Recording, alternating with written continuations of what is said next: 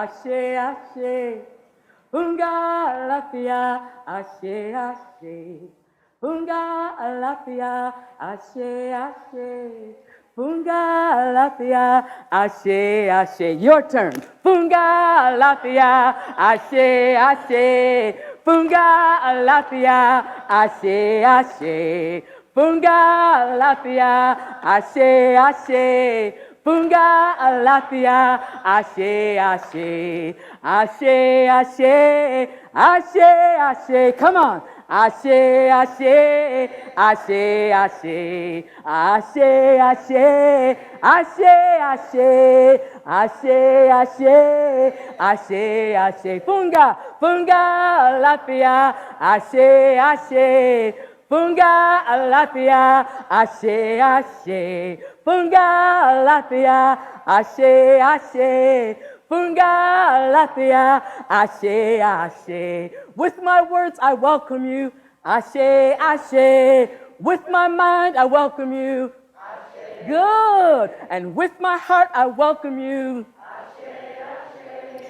See, I have nothing up my sleeves. Ashe, ashe. Funga, funga alafia. Ashe, ashe. Funga alafia. Ashe, ashe. Funga alafia. Ashe, ashe. Funga alafia. Ashe, ashe. Thank you.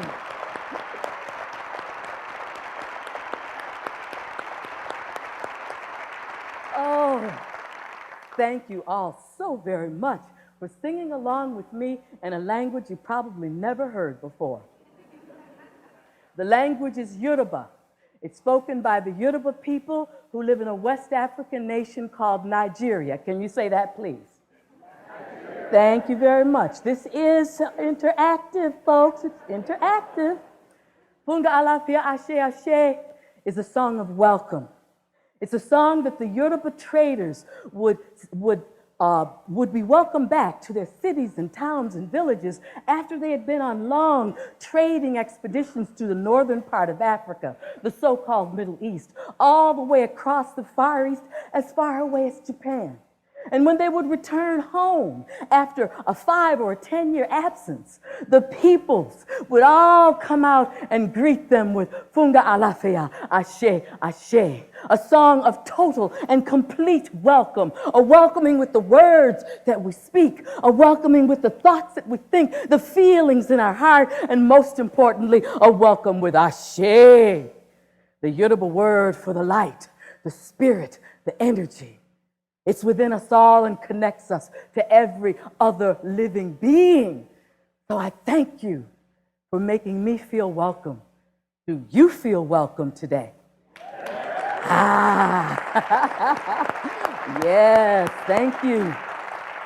Now, everyone, please repeat after me. We are on a journey of no distance. We are entering a place we never left. We are regaining what we never lost. We are becoming what we already are. Now, there was a businessman who was on a trip, and he had a layover in Chicago. How many of you have had a layover in Chicago? You know, yeah, thank you, a day, a week, a year. Well, he had a little bit of a time between flights, so he decided that he would get himself some Mrs. Fields hot cookies. So he went to the kiosk, he purchased about a half dozen, came back, found himself a nice little spot, made himself comfortable, and then he realized that he had forgotten to get a newspaper. So he went back to the kiosk, purchased the newspaper, came back to his spot, and there, sitting at his table, was another man. This man was definitely not a businessman. This man was rather shabbily dressed, hair kind of scruffy. He kind of looked disreputable. But the businessman, instead of saying anything, he simply looked at the man because he was eating one of the cookies. And so he looked at him as though to say, well, okay, now you've had a cookie. And that's enough. So he reached in the bag, pulled out a cookie, shook out his newspaper, and began reading. And a few minutes later, he heard the bag rustling. So he put the newspaper down, and he saw the other man eating another cookie. Again, the businessman didn't say anything. He wouldn't stoop to say anything. He just looked at him with a look as though to say, all right now, that's your last cookie. And then he reached in the bag and pulled out a cookie and shook out his newspaper and began reading. And a few minutes later, the bag rustled again. He put the newspaper down, and there he saw the man eating another cookie. And this time, no, he still didn't say anything. He just glared at him as though to say, all right, if you take another cookie, you're going to draw back a nub. Reached in the bag, pulled out a cookie, shook out his newspaper, and began reading. And a few minutes later, the bag started rustling again. The businessman put down the newspaper, and he looked and saw that the other man was about to eat the last cookie.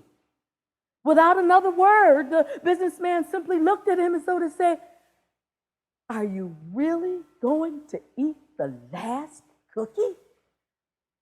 And the man, he looked at the cookie, looked at the businessman, looked back at the cookie, broke it in half, and gave it to him. Now, about this time, the businessman, he hears his flight being called. So he gathers his things together to go to the gate when the other man calls out, have a nice day. Then the businessman found his voice. Oh, he spewed some very choice words all the way to the gate, where he reached into his pocket to get his ticket, and there he found his own bag of cookies.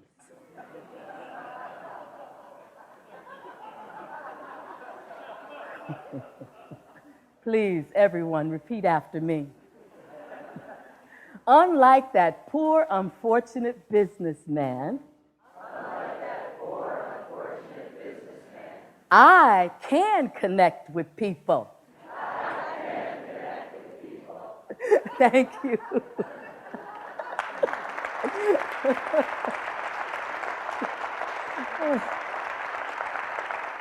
Have you ever considered what specific qualities make us human? Qualities like solidarity, loyalty, respect for Mother Earth, all her people and other sentient creatures, empathy, sympathy, and the ability to postpone short-term goals in order to achieve long-term ones that benefit the group. Traditionally, creative people have always known this. We creatives create simply because we must. That is how we are wired. We are the way showers for all of our sisters and brothers who, in working for a living, must regain what we have never lost: our creative passion and deep appreciation for a meaningful job well done. Some say the world is cold and that it's hard to find a friend. But every time we're down and out, somebody takes us in. Sometimes somebody's wicked, sometimes somebody's true. And there will always be somebody sticking with you and me, because the people we know are the people who say, I got some Cherokee in me, I got some Irish in me, I got the whole wide world turning in me. I've got some Jewish in me, I've got some Arab in me, I've got the whole wide world turning in me. I've got some lessons in me, I've got some learning in me, I've got what every people know right now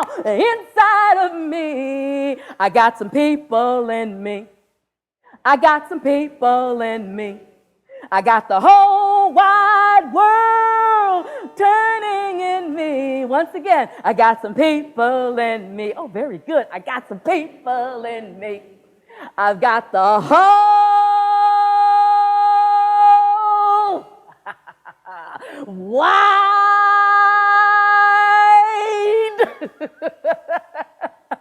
world